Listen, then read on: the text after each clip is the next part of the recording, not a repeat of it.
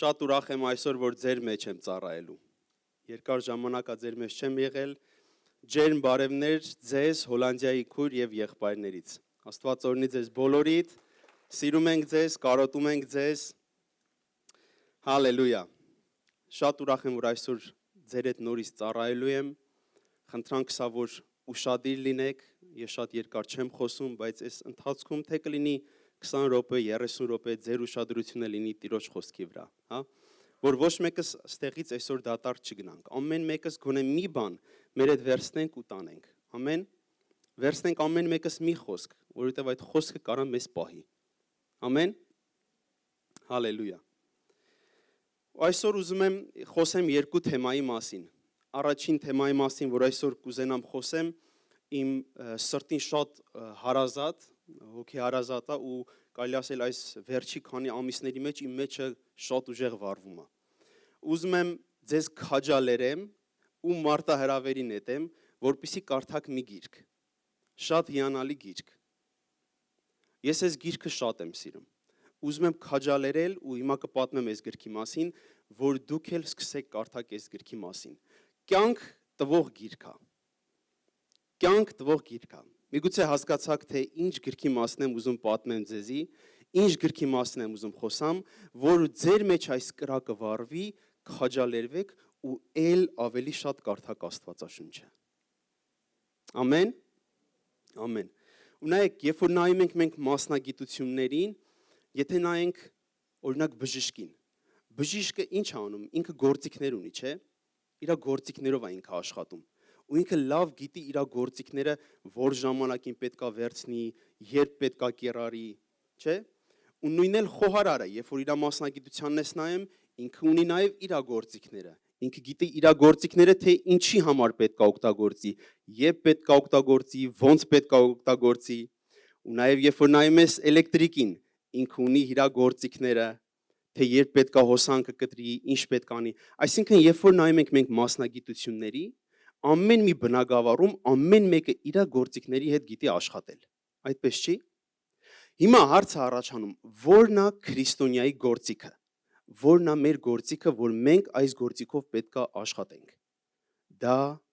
Աստծո խոսքն է։ Մեր գործն էլ Աստծո խոսքն է։ Մեր գործիքը, որ պետքա կիրառենք, Աստվածաշունչն է։ Եվ քանի որ պետքա այն կարողանանք կիրառել, մենք պետքա իմանանք, թե ինչա գրված այստեղ։ Մենք պետքա իմանանք, թե ոնց, երբ, որտեղ, ինչ ժամանակի պետքա կիրառենք Աստծո խոսքը։ Ամեն։ Հալելույա։ Ու մեր քրիստոնյաների գործը սա է։ Ամեն։ Նայեք, երբ որ օրինակը վերցնենք հեռուստացույցը։ Մեր հայրի մոտ ճիշտ է, մի քիչ ուրիշ ձևագործում, երբ որ մենք հեռուստացույց ենք գնում, ինչ ենք անում, առաջինը միանգամից միացնում ենք, ուզում ենք տեսնենք ոնց է, չէ՞ աշխատում։ Ու երբ որ չենք հասկանում ամբողջ իր ֆունկցիաները կամ թե ինչի կարող է ինքը, այն ժամանակ կամ ինչ-որ մի գործիք բացում ենք իր գիրքը, որ իր հետ տրված է, սկսում ենք կարդալ, տեսնել ոնց պետք է աշխատի, ասում ես, այսպես պետք է աշխատի։ Նոր վերցնում ես, սկսում ես իմանալ, թե ոնց է աշխատում։ Այդպես չի։ Նայեք, նույնն էլ մեր կյանքում։ Եթե դու ուզում ես իմանաս, ինչի համար ես դու ստեղծվել, ինչն է քո նպատակը, որն է Աստծո կամքը քո կյանքում, մեծամասնությունը վերցնում է ու սկսում է ամեն բան փորձել։ Ու միշտ գալիս ես մի տեղ, որ զգում ես, չէ, բայց ոնց որ չի աշխատում, լավ չի աշխատում։ Արդյոք սենց էր։ Մեր գիրքն էլ, ոնց որ հեռուստացույցի գիրքը բացում ենք ու սկսում ենք ինստրուկցիաները կարդալ, ոնց պետք է աշխատի, Աստծո խոսքն էլ մեր ինստրուկցիան է։ Եթե ուզում ես հեռուստացույցը կամ ինչ-որ ապարատուրա լավ աշխատի, դու վերցնում ես իր ինստրուկցիան ես կարդում, հետաքննում ես, նոր սկսում ես աշխատացնել, այդպես չի։ Նույնն էլ մեր քրիստոնյաների կյանքը։ Եթե ուզում ես դու Աստծո խոսքի համաձայն ապրել, եթե ուզում ես Աստծո կամքը կայանա քո կյանքում, դու պետք է կարդաս ու իմանաս, թե Աստված ինչի համար է ստեղծել քեզ, ինչն է իր կամքը ու նպատակը քո կյանքում։ Պարզեր։ Ամեն։ Դրա համար այսօր ուզում եմ ձեզ քաջարել, մոտիվացիա անել, հոլանդերեն ասած, մարտահրավերին նետել, որ ավելի շատ կարդաք Աստծո խոսքը։ Ամեն։ Ու ես հետարքիր եմ մտածում եի, ասում էի, երբ որ մարդկանց հետ ես խոսում, իրանց մեջ շատ այս հարցը կա, ասում են, բայց արդյոք սա Աստծո խոսքն է։ Երբ որ մարդկանց հետ խոսում ես, ասում եմ, ո՞նց կարաս ինձ ապացուցես, որ սա իրապես Աստծո խոսքն է։ Ու ես գիտեք ինչի վրա եմ զարմանում, որ սատանան երբեք չկասկածեց, որ սա Աստծո խոսքն է։ Բայց մարդը կասկածում է։ Երբ որ ինքը եկավ ու Հիսուսին ասեց, քարին ասա թող հաց լինի, կամ երբ որ տեսնում ես փորձությունները, Հիսուս ամեն ժամանակ 3 անգամներ պատասխանում է, ասում է գրված է։ Ու սատանան երբեք չկասկածեց ու ասեց, որտեղ է գրված։ Արդյոք դա Աստծո խոսքն է։ Ինքը չկասկածեց, բայց այսօր մարդիկ կասկածում են, որ սա Աստծո խոսքն է։ Դրա համար մի կասկածիր ու հեսա շատ տեղերով մենք կանցնենք, ես ցույց կտամ քեզ, թե ինչ յուրահատուկ գիրք է Աստվածաշունչը։ Ու թե ոնց է եկե մեզ հասե, որ այսօր մենք հանգիստ կարող ենք բռնել մեր ձեռք ու այսօր կարդալ։ Բայց տարիներ առաջ այդպես չէր։ Ամեն մեկը չուներ այս հնարավորությունը, որ կարողանար բացեր իր անձնական Աստվածաշունչ ունենար ու կարդար։ Ամեն։ Ու ինչ է Աստվածաշունչը։ Դա Աստծո խոսքն է, որը ուղարկված է երկնքից մարդկության համար։ Աստծո ամբողջ ծրագիրը այստեղ է պարունակված։ Ամեն։ Եվ սիրում եմ, երբ որ Սաղմոս 119-165-րդ խոսքում, գիտեք ինչ հիանալի մի խոսք է ասում, ասում է մեծ խաղաղություն կա նրանց համար, ով սիրում է քո խոսքը։ Ասում է շատ մեծ խաղաղություն կա այն մարդու համար, ով սիրում է քո խոսքը։ Այսօր համար խնդիրներից մեկը դա խաղաղության խնդիրն է։ Ու խաղաղության խնդիրը քո մտքում։ Հա? Մենտալ են ասում, հա? Այսինքն նայեք, աշխարհի մեջ շատ մարդիկ գնում են այն քայլին, որ մարդասման լինեն։ Ինչի համար? Որովհետև ստե խաղաղություն չունեն։ Խաղաղության կարիք կա։ Բայց Աստծո խոսքը ասում է այն մարդը, որը սիրում է Աստծո խոսքը, ասում է իր համար շատ մեծ խաղաղություն կա։ Դրա համար եթե այսօր ունես մտքի կամ մտավոր կամ խաղաղության կարիք, քեզ պետք է սիրել Աստծո խոսքը։ Երբ որ դու սիրահարվում ես իր խոսքի վրա, երբ որ այս խոսքը քո համար կյանք է դառնում, քո կյանքը լիովին փոխվում է։ Քո ներքին աշխարհը լիովին փոխվում է։ Հալելույա։ Ու երբ որ սկսում ես կարդալ, ասեմ ձեզ, քո ամբողջ հարցերի պատասխանը այստեղ կա։ Ինչ հարցի պատասխան դու ունես, այստեղ գրված է։ Ու Աստծո խոսքը ասում է, որ իր խոսքը, ասում է ճշմարտություն է։ Դու կարաս քո ամբողջ կյանքը կառուցես իր խոսքի վրա։ Իր խոսքը ժայռ է։ Հա, ինքը այս աշխարհում կուրսի պես չի, որ ասում է մեկ բարձրացավ, մեկ իջավ, հաստատուն չի։ Բայց Աստծո խոսքը ասում է մի հաստատություն է, որ երբ որ դու քո կյանքը սկսես կառուցել իր վրա, քո տեղից չշարժվի։ Հալելույա։ Ու ինձ հետարքիր է, կան ձեր մեջ մարդիկ, որ Աստվածաշունչը կարդացել են, սկզբից մինչև վերջ, ամբողջության։ Նայեք, շատերս չեն կարդացել սկզբից մինչև վերջ։ Ու ինչ է սա նշանակում։ Միգուցե դու ասես, այնտեղ տեղեր կա, որ իմ համար միգուցե կարևոր չի, բայց նայեք, ասեմ ձեզ, մեզ քրիստոնյաներիս համար կարևոր է իմանանք ամբողջությամբ Աստծո խոսքը, թե ինչ է ասում Աստծո խոսքը։ Որ վաղը չեմ իսօր, եթե հանդիպես մի իրավիճակի կամ ինչ-որ մի հարցի, դու ամբողջությամբ իմանաս, թե Աստծո խոսքը ինչ ասում։ Միգուցե քո համար գանձեր ու խոստմունքներ կա պահված, որ ուրիշ քարոզողը չի խոսացել դրա մասին։ Միգուցե դու երբեք չես լսել դրա մասին, բայց երբ որ կարդում ես, այս խոսքը սկզբից գալիս է քո միտքը, հա? Դու կարդում ես որպես ինֆորմացիա, ու շատերը ասում են, ես կարդում եմ, բայց բան չեմ հասկանում։ Ոչինչ, էլի կարդա։ Կյանք տվողը դա Սուրբ Հոգին է։ Գիրը կսպանի, բայց ասում է հոգին կկենդանացնի։ Երբ որ դու Տիրոջը խնդրում ես, ու ասում ես, Տեր, ես ուզում եմ հայտնություն ստանամ, ես ուզում եմ հասկանամ քո խոսքը։ Տերը ասեց, եթե դու մարդ լինելով սիրում ես քո որդուն, քո երեխային, ու իրան լավն ես ուզում տաս, ու եթե քո երեխան քեզանից հաց ուզի, դու իրան քարջ ես տա։ Ինչքան առավել ես, երկնային քո հայրը, որը բարի Աստված եմ, եթե դու իրանից խնդրես ու ասես Տեր, բացիր ինձ քո խոսքը, ոնց ինքը քեզ չի բացի։ Հալելույա։ Ու ես ունեմ մի մարտահրավեր իմ կյանքում, ու ասեմ ձեզ, սա փոխել է իմ կյանքը։ Ես որոշում եմ կայացրել, որ ամենակիչը տարին 3-ից 4 անգամ պետք է ամբողջ Աստվածաշունչը կարդամ։ Ամենակիչը տարին 3-ից 4 անգամ։ Փորձիր, կփոխի քո կյանքը։ Պատկերացնում ես, տարին ամենակիչը 3-ից 4 անգամ դու Աստծո խոսքը կարդաս, սկզբից մինչև վերջ։ Մարտահրավեր եմ քեզ նետում։ Փորձի, կփոխի քո կյանքը։ Այո, միգուցե ասես ժամանակ չունեմ, բայց շատ բաների ժամանակ կա։ Մենք ունենք 24 ժամ, Աստված մեզ պատվիրեց, որ մենք ամեն ինչից 10-րդ տանք, եկեք մեր 24 ժամից 2 ժամն էլ իրան 10-րդ տանք։ Հա? 24 ժամի 10-րդը 2 ժամ։ Կարանք, չէ՞։ Կփոխի քո կյանքը։ Քեզ իրոք բան եմ ասում։ Այնտեղը, որ դու կարող է մի քանի տարին մեկ լսած լինես, այս անգամ տարին 3 անգամ ես կարդալու։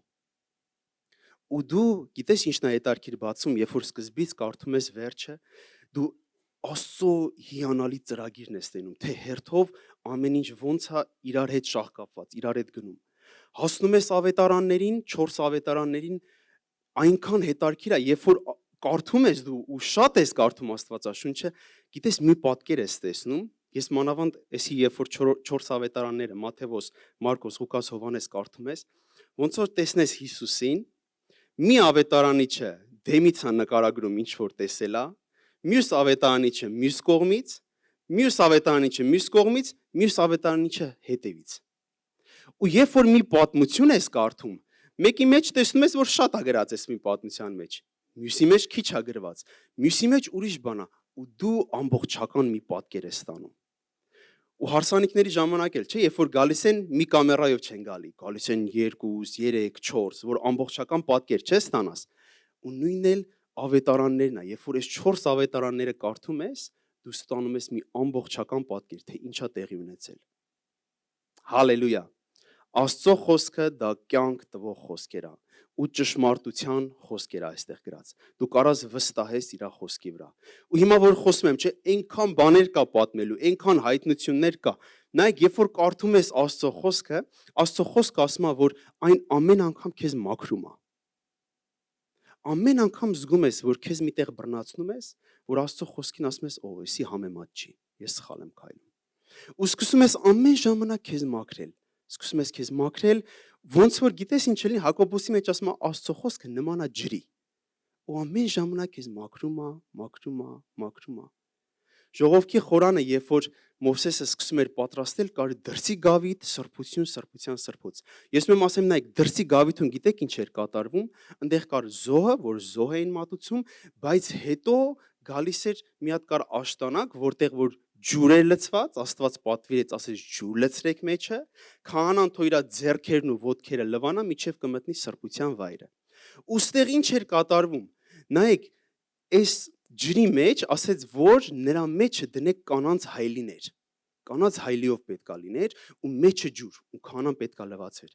Նայեք, ամեն անգամ քահանան, որ գալիս էր լվացվելու, ինչ էր կատարվում։ Ինքը իրան էր մեջը տենում։ Ու այս ջուրը ու ամեն ժամանակ լվացվում էր, նոր մտնում էր սուրբ վայրը։ Նայեք, Աստծո խոսքն էլ նմանեցնում է այս ջրին։ Ամեն անգամ, երբ որ դու սնվում ես, երբ որ դու կերակրվում ես, երբ որ իր խոսքը կարդում ես, ջրի պես քեզ մաքրում է։ Ամեն ժամանակ դու նորոգ։ Դու նայեք, մեզ նորմալ չի, երբ որ մեր աչքով չենք տեսնում, մենք չենք շոշափում, չենք զգում, մեր համար ասում ենք սա նորմալ չի։ Բայց հոգևոր դաշտում, որ ավելի շատ իրական է, շատ բաներ է փոխվում։ Միգուցե դու դա չզգաս, չշոշափես, չիմանաս, բայց հոգևոր դաշտում շատ բաներ է փոխվում։ Ու շատ դռներ, որ կա, որ դու բացել ես, սկսում ես այդ ժամանակ դռները փակել, որովհետև տեսնում ես Աստծո խոսքին համաձայն չի։ Աստծո խոսքն էլ հաստատուն խոսք է, ասում է, ինձ ցանես, այն էլ կհնձես, թե բարի, թե չար։ սևը սպիտակով։ Ու Աստծո խոսքը հաստատուն խոսք է։ Դրա համար քաջալերում եմ ձեզ, կարդացեք ավելի շատ Աստծո խոսքը, կտեսնեք ձեր կյանքը փոխվելու է։ Ամեն։ Ունեցեք այս որոշումը ձեր մեջ, գոնե մի անգամ տարվա մեջ ես վերջացնեմ Աստվածաշունչը։ Տեսնեմ Աստծո նպատակը որն է ամբողջության, ծննդոցից մինչև հայտնություն։ Ինչ գործ արեց Աստված։ Ամեն։ Երկրորդ Տիմոթեոս 3:16-ը ասում է. ամեն գիրք Աստվածաշունչ է եւ օգտակար վարդապետության, հանդիմանության, ուղղելու, արդարության խրատելու համար։ Ամեն գիրք Աստվածաշունչ է, ասում է ամեն ինչը որ դու տեսնում ես այդտեղ օգտակար է քեզ, թե վարդապետության համար, թե խրատելու համար։ Ունայեք, հիմա մենք ունենք այս օրհնությունը, մենք կարդում ենք, բայց տարիներ առաջ կարող ընդամենը մի թագավոր ունենար Աստվածաշունչ, կամ մի ամբողջ գյուղ ունենար, կամ մի ամբողջ քաղաք ունենար, մի հատ Աստվածաշունչ։ Ու հավաքվում էին ամենը միտեղ, շաբաթվա մեջ գոնե մի օր, որ կարողանային մի փոքր խոսք լսեին։ Որովհետև չուներ ոչ մեկ այս հնարավորությունը, որ կարար իր տունը բացեր ու Աստծո խոսքը կարդար։ Ամբողջ քաղաք, ամբողջ գյուղ հավաքվում էին, որ կարողանային մի քիչ Աստծո խոսք լսել։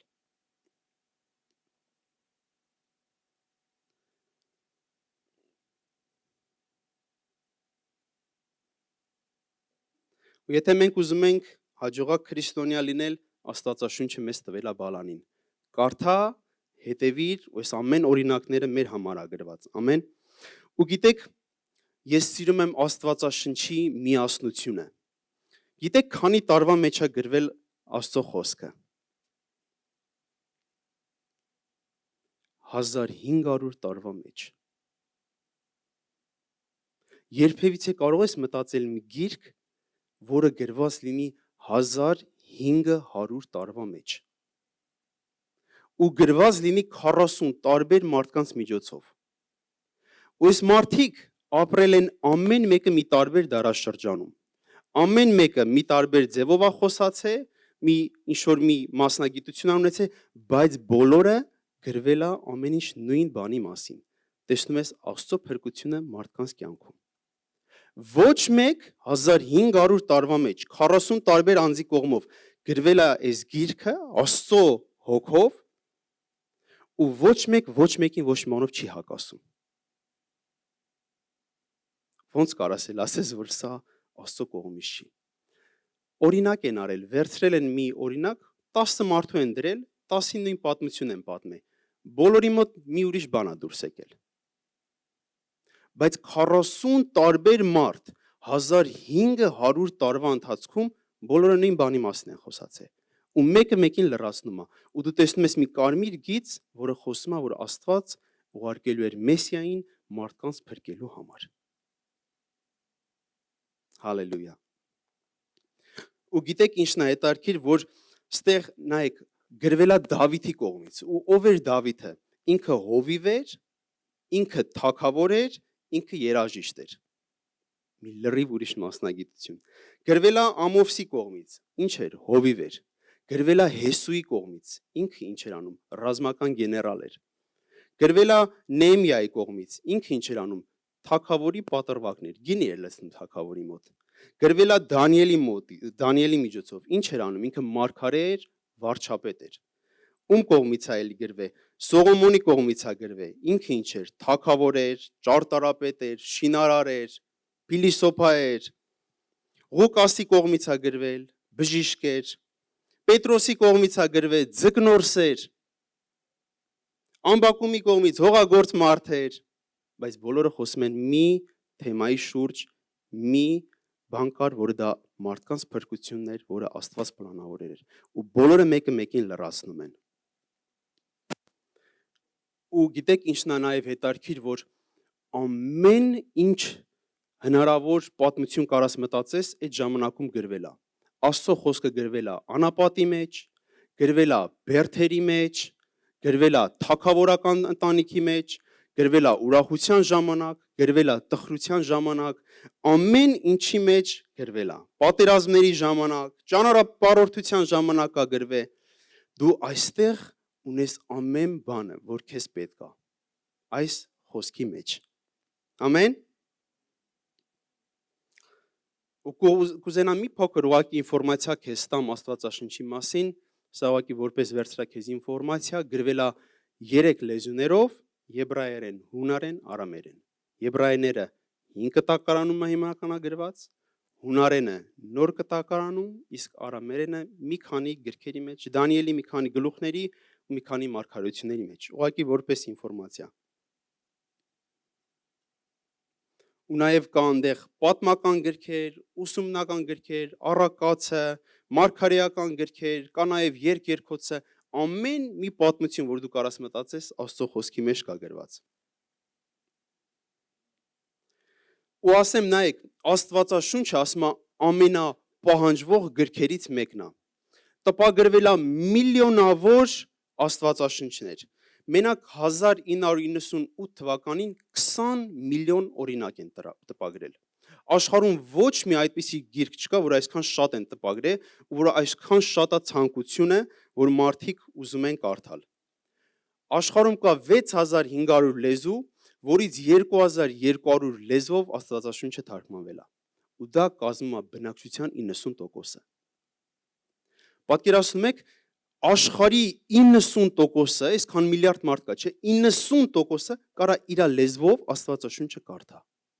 Եթե դու անգլերեն կամ ուրիշ լեզու չես իմանում, քո լեզվով 90%-ը կարա կարդա։ Սա խոսում է նրա մասին, որ պահանջարկ կա։ Մարդիկ ուզում են Աստծո խոսքը կարդալ։ Հալելույա։ Ու Աստվածաշունչը յուրահատուկ է իր դիմացկունությամբ։ Քանի թագավորներ են եղել, կայսրեր են եղել, որ ուզեցել են վառեն, վերջացնեն, ոչնչացնեն Աստվածաշունչը, բայց մինչև այսօր մենք ունենք ու կարդում ենք։ Ու չգիտեմ, լսել եք, ես երկար չեմ ուզենա պատմեմ, թե Հայաստանում ոնց է երկուկին եղել, այդ երբ որ պատերազմի մեջ են եղել, ոնց են մեզ հասցրել Աստվածաշունչը։ Երկուկին են հասցրել մեզ Աստվածաշունչը, որը պահել են իրանց վրա, կեսը թաղել են հողի տակ, որ թշնամին երբ որ գար բռներ, չկարողանային ոչնչացնեին Աստվածաշունչը։ Այսօր Հայաստանում թանգարանում այն դրված է։ Իրանց միջոցով որ հասել է մեզ Աստվածաշունչը, որ այսօր կարդում ենք։ Ու իմ ամենասիրած տեղերից մեկն էլ Աստվածաշունչը, որ յուրահատուկ է իր ճշգրտությամբ։ Երբ որ նայում ես մարգարեություններին, Քրիստոսից առաջ 700 տարի առաջ Եսայան մարգարեացավ ու ասեց. «Ահա կույսը կհաղիանա, մի որդի կծնվի ու իր անունը Էմանուել կդնեն»։ Ու 700 տարի հետո տեսնում ես, որ այս մարգարեությունը կատարվում է։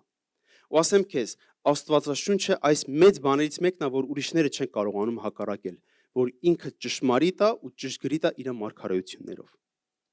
Ոչ միտեղ ուրիշտեղ չես կարա գրքի մեջ տեսնես, որ ասվել է տարիներ առաջ, որ սենց է լինելու ու մանրակրկիտ դետալներով կատարվի այս ամեն ինչը։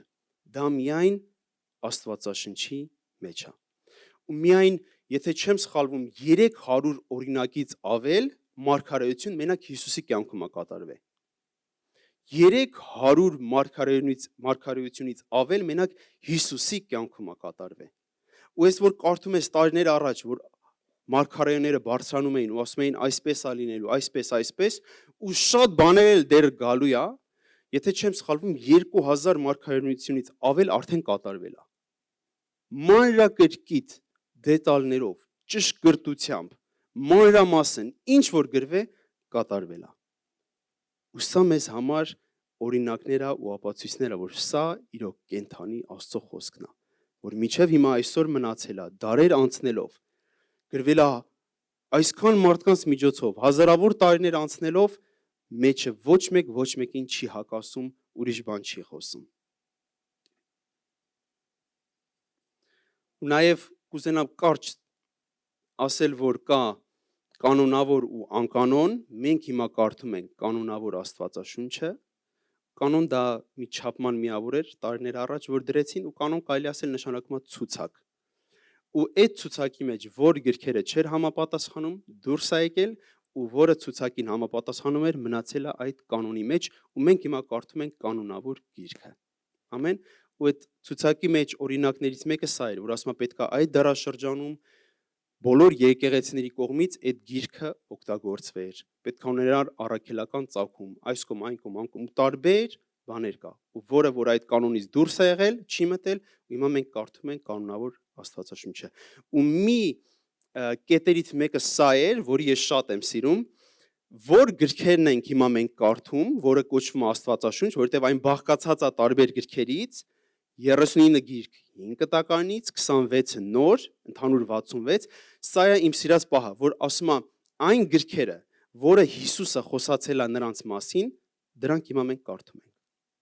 Հիսուսը երբ որ երկրի վրա էր ու քարոզում էր, ինքը շատ մեջբերումներ էր անում 5 տականից։ Ասում էր, «Էս մարգարեն ասեց, էս մարդը ասեց, Հովնանի օրինակը բերեց», ու այդ ամբողջ գրքերը այստեղ դերում ես։ Այն օրինակները, որ ինքը չի տվել անունները, այդ գրքերը ստեղ չես տեսնում։ Դու կարող ես մյուս ուրիշ Աստվածաշնչներում տեսնես, բայց մենք կարդում ենք կանոնավոր Աստվածաշունչը։ Ամեն։ Քանիսն, հա։ Լավ, ես կփորձեմ կարճացնել։ Հալելույա։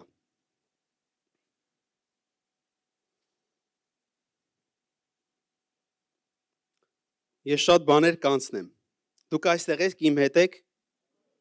Ամեն։ Ես ուզում եմ ձեր մեջ այս փափագը գա, այս կրակը ձեր մեջ վառվի, որ սկսեք ել ավելին կարդակ ու կարդակ ու կարդակ, ու երբ որ շատ ես կարդում, սկսում ես կարդալ, դա դառնում է քեզ ոնց որ հաց ու ջուր։ Առանց դրա չես կարողանում։ Ամեն։ Լավ, երկրորդ թեմայի մասին, որ կուզենայի խոսել։ Հիմա բացենք առաջին թագավորաց 15-րդ գլուխ։ Առաջին, երկրորդ եւ երրորդ խոսքերը։ Առաջին թագավորաց 15, եթե իմ մոտ բացի ես էլ կկարդամ, առաջին թագավորաց 15-րդ գլուխ 1-ից 3 խոսքերը։ Իմ հետ եք։ Առաջինը ուզում եմ խոսայի Աստծո խոսքի մասին, կարդացինք, ու հիմա երկրորդը, ինչի մասին ուզում եմ խոսալ։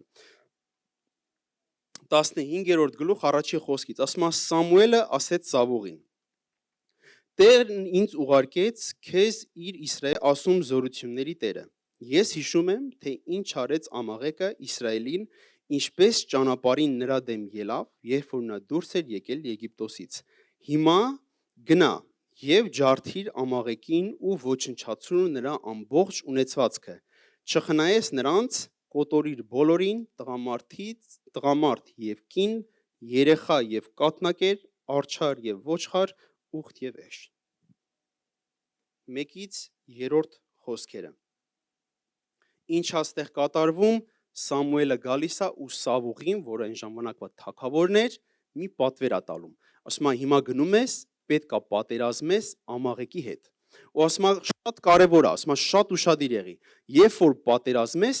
ոչ մի բան կենթանի չթողես, թե կլինի մարդ, թե կլինի կին, թե կլինի երեխա, թե կլինի իրանց կենթանիներ, ասում է բոլորին ոչնչացնես։ Ու սա ունի մի հոգևոր պատգամ, ու ես ուզում եմ դրան հասցնեմ։ Ոչ թե մենք նայում ենք ֆիզիկականին, նայում ենք թե հոգևոր ինչա ուզում Տերը մեզ ցույց տա։ Ու նայեք,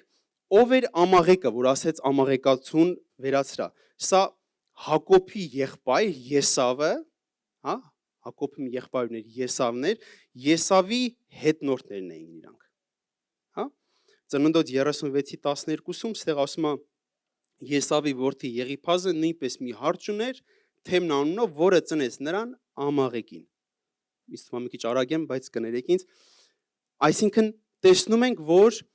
Եսավի հետնորդներն էին ամաղեկացիները։ Ու Աստված ասեց կգնաս ու բոլորին կոչնչացնես։ Ոչ մի բան կենթանի չթողաս։ Շատ ուշադիր իրան ասեց։ Ասեց հանգարց ոչ մի բան կենթանի չթողաս։ Ու երբ որ շարունակում ենք մենք կարդալ, առաջին թագավորաց 15-ը կարդացինք, հիմա 13-ից 22-ը կարդանք։ 13-րդ խոսք մինչև 22-ը։ Ասում է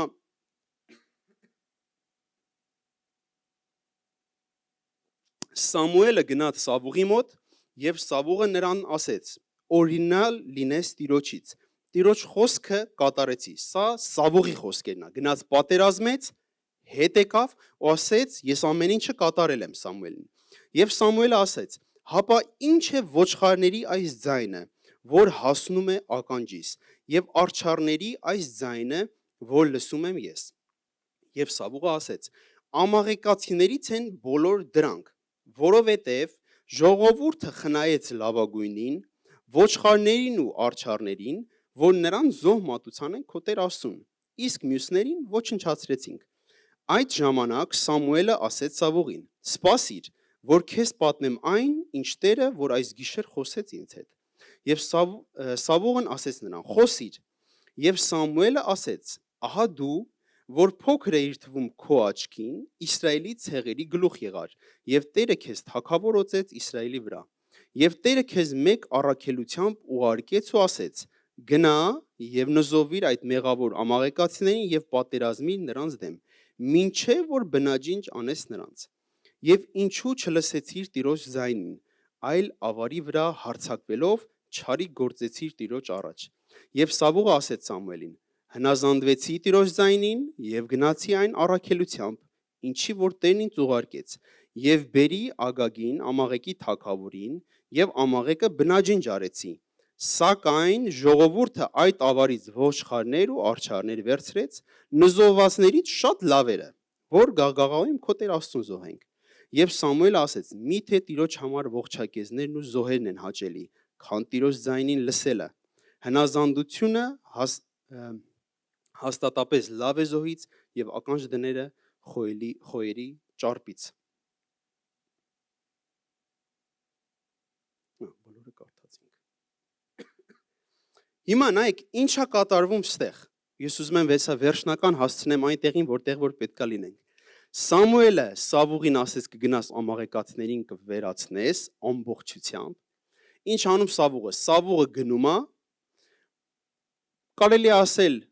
ամեն ինչ ոչնչացնում է, բայց ինչը որ լավ է, այդ լավ բաները պահում է։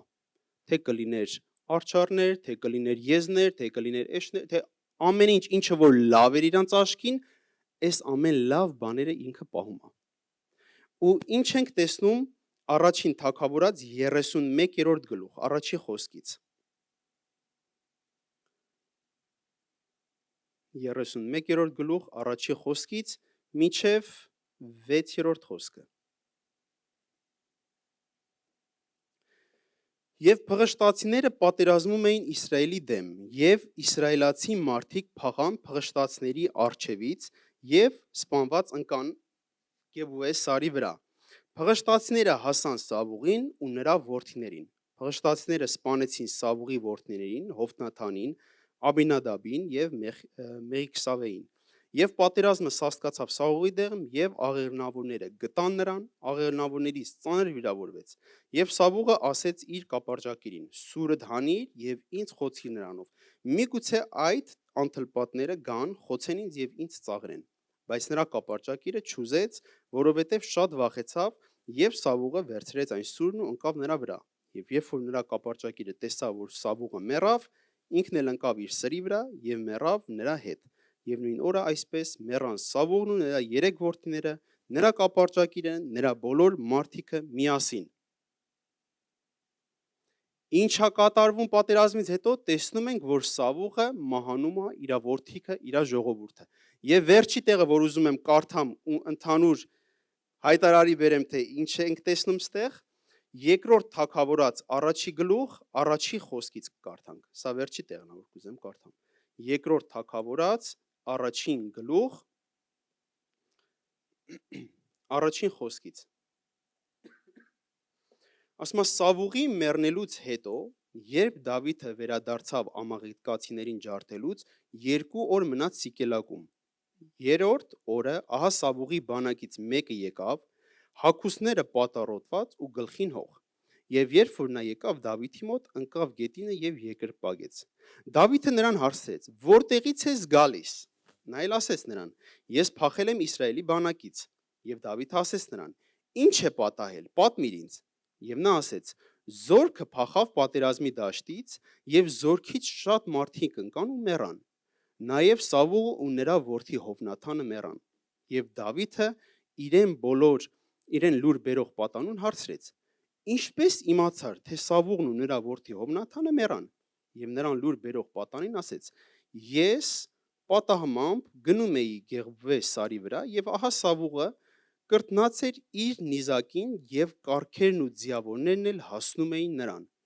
Այն ժամանակ նա ետ նայեց, տեսավ ինձ եւ ինձ կանչեց։ Ես էլ ասեցի. ահա ես։ Եվ նա ինձ ասեց. ով ես դու։ Սա Սավուղն ասում այդ պատանուն։ Ես էլ նրան ասացի. ամաղեկացի եմ։ Ով էր։ Ամաղեկացի էր։ Աստված ասել էր, չէ, բոլորին կվերացնես։ Ով ես դու, ասեց ամաղեկացի եմ, եւ նա ինձ ասեց. աղաչում եմ կանգնիր ինձ վրա եւ մերցրու ինձ, սա Սավուղի խոսքերն է, որովհետեւ մահվան տագնապը պատել է ինձ, բայց հոգիս դեռ վրաս է։ Ես կանգնեցի նրա վրա ու մերցրեցի նրան, քանի որ հասկացա, որ նա իր ընկնելուց հետո չէր ապրելու։ Նրա գլխից վերցրի թագը, նրա բազուկից ապարանջանն ու դրանք բերի այստեղ իմ տիրոջ համար։ Այդ ժամանակ Դավիթը բռնեց իր հագուստները եւ պատառոտեց դրանք, նույնպես էլ արեցին նրա հետ եղած բոլոր մարդիկ։ Եվ նրանք սկացին ու լաց եղան եւ մինչեւ իրիկուն ծոմ պահեցին Սավուղի համար եւ նրա որդի Հովնաթանի համար, Տիրոջ ժողովրդի համար եւ Իսրայելի տան համար, որ նրանք ընկել էին սրով։ Եվ Դավիթը իրեն լուր բերող պատանուն ասեց. որտեղից ես դու։ Եվ նա ասեց. ես մի պանդուխտ ամաղեկացու որդի եմ։ Եվ Դավիթը նրան ասեց. ինչպես չվախեցար, որ ձեռքդ բարձրացրիր ու սպանեցիր Տիրոջ օծյալին։ Եվ Դավիթը կանչեց երիտասարդներից մեկին ու ասեց. մոտեցիր եւ սպանիր նրան։ Երիտասարդը հարվածեց նրան եւ նա մեռավ։ Եվ Դավիթը նրան ասեց. քո արյունը քո գլխին, որովհետեւ քո բերանը վկայություն տվեց քո դեմ ասելով ես մերցրի Տիրոջ օծյալին։ Մեկ այլ խոսքերով, ինչա կատարվում ստեղ։ Ես ուզեցա կարդամ, որ բոլորիս հասանելի լինի։ Սամուելը Սավուղին գալիս է ասում է կգնաս բոլոր ամաղեկացներին կվերացնես։ Ամեն ինչ Սավուղը գնում է, ամենալավերը պահում է իր համար, մնացածին վերացնում է։ Գալիս է պատերազմի մեջ, պատերազմ է բռնվում։ Ու պատերազմի ժամանակ Սավուղին վիրավորում են։ Այն չափ, որ համարյա կարելի ասել մահանում էր ու ասեց ավելի լավ է ինձ սպանեն, քան թե թշնամին ինձ հալածի։ Ու ինչ է լինում, այդ ժամանակ գալիս է մի ամաղեկացի, որին ինքը պետքա սպանած լիներ։ Ու ինչ անում է ամաղեկացին, որ պատմությունը կարճ լինի, ինքն է Սավուղին սպանում։ Հասկանալի է, չէ՞ պատմությունը։ Հիմա նայենք սա հոգևորով։ Նայեք, մենք երբ որ գալիս ենք Աստծո մոտ, Աստված, երբ որ մենք գալիս ենք իրան ու մեր կյանքը տալիս ենք իրան, Աստված մեզ ընդունում է։ Ու ասում է, որ այս ժամանակ, ասում է հներն անցան, ահա ամեն բան նոր է, սպանիր քո մեջից այդ ամաղեկացուն։ Այն հին մարդուն Աստված ասում է, իրանից ոչ մի բան չթողես։ Սպանիր ամբողջը, մի պահի լավին։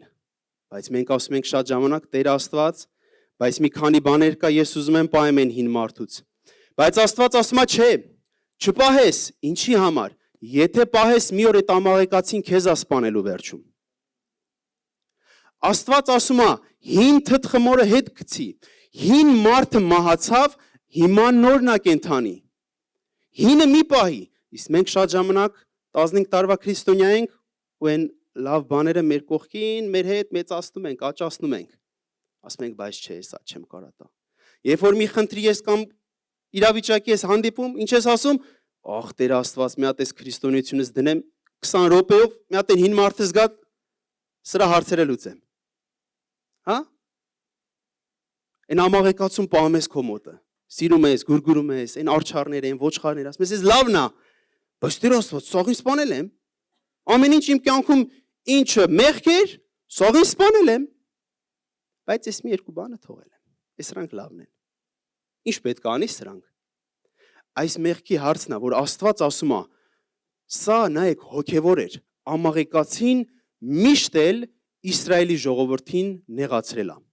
Միշտ էլ ինքը պատերազմի մեջ է եղել ամաղեկացու հետ։ Միշտ էլ այն ժամանակ, երբ որ ժողովուրդը անապատով գնում էր ու ասում է Աստծոց իրանց հետ էր ցերեկը ամպով, գիշերը կրակով, որ իրանց հետ լիներ, երբ որ կարդակ 5 տականում ասում է, որ անապատով գնում էին, ցերեկը ամպով իրանց հովանի էր լինում։ Բայց ասում է, ով որ Իսրայելի ժողովուրդներից, ով որ այս ամպից հետ էր մնում, ամաղեկացին սպանում էր իրան։ Հասկանում եք, մեղքի հարցը պետք է լուծվի։ քո հետ ամաղիկացուն հետդ մի աճացրա։ Հետդ մի մեծացրա։ Մի ասա, էսի աշխարհից է, բայց լավն եմ պահել, բայց դե աշխարհից է։ Մի օր կմեծանա ու քեզ կսպանի։ Այս ամաղիկացին, որին Աստված ասեց, չպահես, կսպանես բոլորին։ Ինչի համար սա հոգևոր խորհուրդ ուներ։ Հա? Մեր պատերազմում դեմ է, մարդկանց դեմ, չէ։ Դրա համար այսօր, եթե քո կյանքում զգաս, որ ունես բաներ ու Աստված քեզ ցույց տա, մի պահիր, թեկուզ թե թվա լավ է, ինչը որ քո համար թվում է լավ է, կարա քո համար լավ չլինի։ Վերջում կարա դա քո համար վատ լինի, որը որ թվում է քեզ լավ է դա։ Դրա համար ամաղեկացու հարցը հիմա լուծիր։ Քո թշնամու հարցը հիմա լուծիր։ Ամեն։ Ու նայեք, ինչ ենք տենում ստեղ։ Մի օր էլ ճակատամարտ է լինում, պատերազմ է լինում ամաղեկացիների հետ։ Ելից գրքում ենք տեսնում։ Կուզեք պատմեմ, թե կարդամ, եկեք պատմեմ, լավ։ Ստեղ պատմություն ենք տենում, որ պատմություն Աստված ասում է,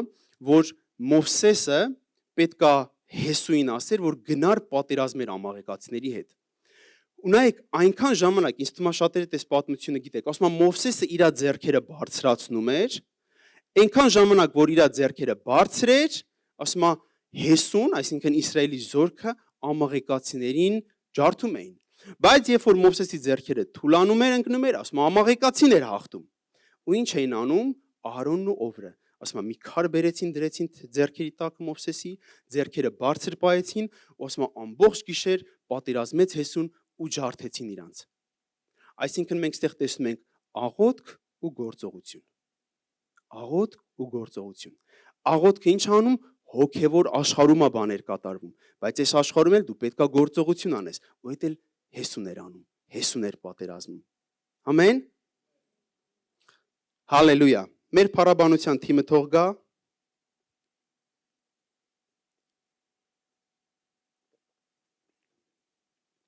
Ու նաև կարճ կուզենամ նայեք խոսանք Աստծո զենքերի մասին, քանի որ մենք պատերազմի մեջ ենք, պետքա հասկանանք, որ կա սպառազինություն, որ մենք պետքա հագնենք ու դրանով շարժվենք։ Ու ինձ թվում է դուք լսել եք այս տեղի մասին, սպառազինության մասին, բայց միգուցե այս անգամ քեզի նոր ձևով, նոր հայտնությունով բացվի։ Ու ես սա ուզում եմ տանել դեպի Աստծո խոսքին, այս սպառազինությունը, որ մենք կարդանք, ուզում եմ նայենք, թե ինչ է Աստծո խոսքը անում այս մեր սպառազինության վրա։ Եփեսացիների 6:10 ասում է.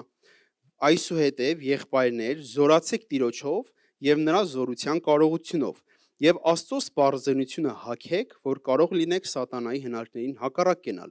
որովհետեւ մեր պատերազմը արյունի եւ մարմնի հետ չի, այլ իշխանությունների եւ պետությունների հետ, այս աշխարհի խավար աշխարհակալների հետ, այն չարոքների մեջ, որ երկնավորների մեջ են։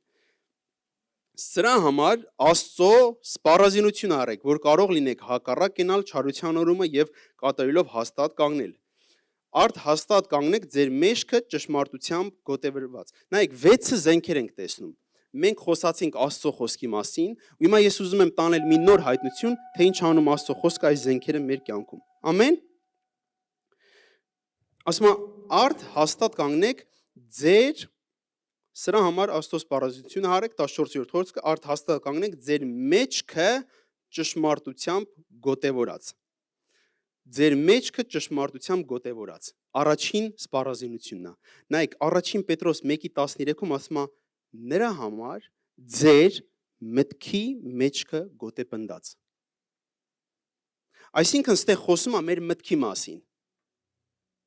Դրա համար կարևոր է, որ Աստծո խոսքը կարդաս։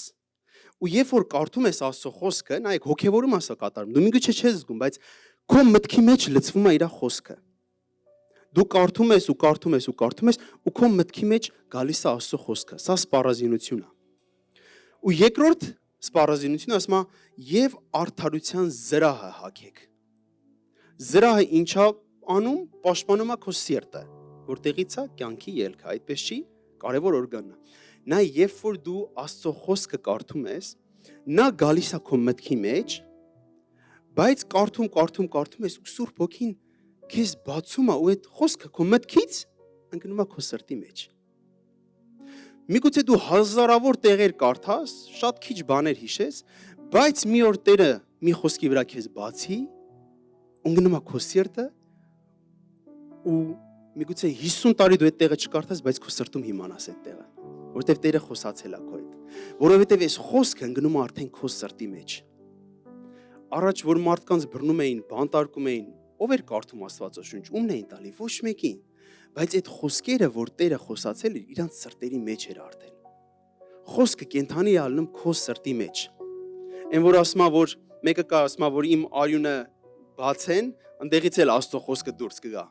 Նա երբ որ կարդում ես դու, միգուցե սկզբից ընկնի միտքդ, ասես ինձ շատ օգուտ չի տալի, բայց որոշ ժամանակ հետո ընկնելու է քո սիրտը։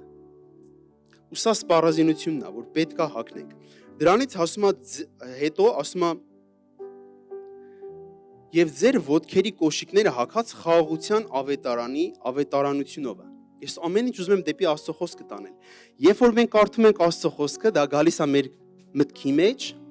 հետո Աստված գցում է մեր սրտի մեջ, ու նա երբ որ Աստծո խոսքը քո մտքի մեջ է ու քո սրտի մեջ, ասում է, ինչ ասում, ոտքերիդ կոշիկներ հագած խաղաղության ավետարանի պատրաստությունով։ Այդ խոսքը դառնում է քո առօրյա կյանքը։ Դու սկսում ես իր խոսքով արդեն քայլել։ Այդ խոսքը, որ ընկնում է քո մեջ, դառնում է քո ապրելաոճը։ Ամեն։ Ու հաջորդ տեղը սպառազինություն ասում է եւ ամենքի վրա հավատքի վահան արեք։ Այս ամեն ինչը գործում է քո կյանքում, երբ որ ամեն ինչը հավատքով ես դու անում։ Հավատքը հզոր մի զենք է։ Ու ասում է փրկության սաղավարտ արեք։ Երբ որ իր խոսքը քո մտքում է, քո սրտում է, քո քայլելի, քո կյանքի մեջ է, ամբողջ օրվա մեջ, սա փրկության սաղավարտ, սա դառնում է քո բնավորությունը արդեն։ Քո կյանքը փոխվում է, քո բնավորությունը դառնում է իր խոսքի համաձայն։ Ու վերջում ասում է հոգու սուր արեք, որ Աստծո խոսքն է։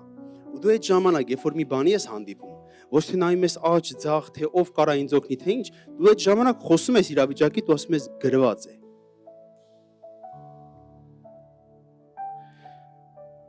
Հիսուսը երբ որ մկրտվեց Հովհաննես ավետարանչի կողմից, ինքը հոգուց տարվավ անապատ։ Ու գիտես, այն ժամանակ երբ որ մկրտվեց, երկնքից ձայն դուրս եկավ։ Ու Աստված ասեց՝ սա է իմ սիրելի որդին, որին ես հավանել եմ։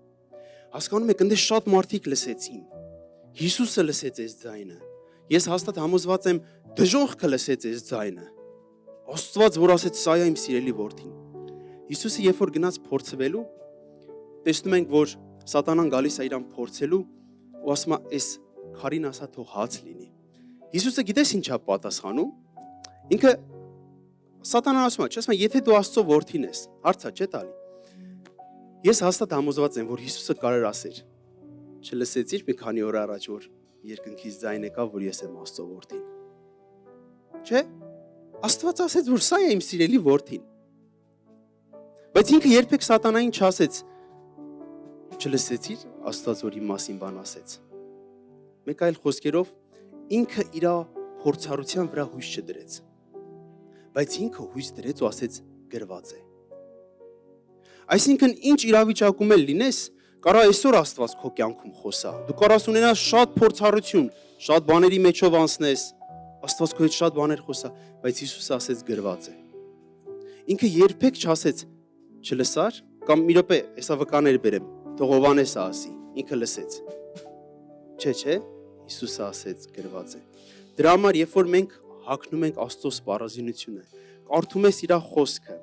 քո մտքի մեջ է գալի, հետո Տերը գցում է քո սրտի մեջ, սա դառնում է քո ապրելաոճը, քո կյանքն է դառնում։ Հետո դառնում է սա քո բնավորությունը, ու ինչի էլ հանդիպես, դու արդեն Աստծո խոսքով ես նայում։ Ամեն։ Հալելույա։ Եկեք կանգնենք ոտքի։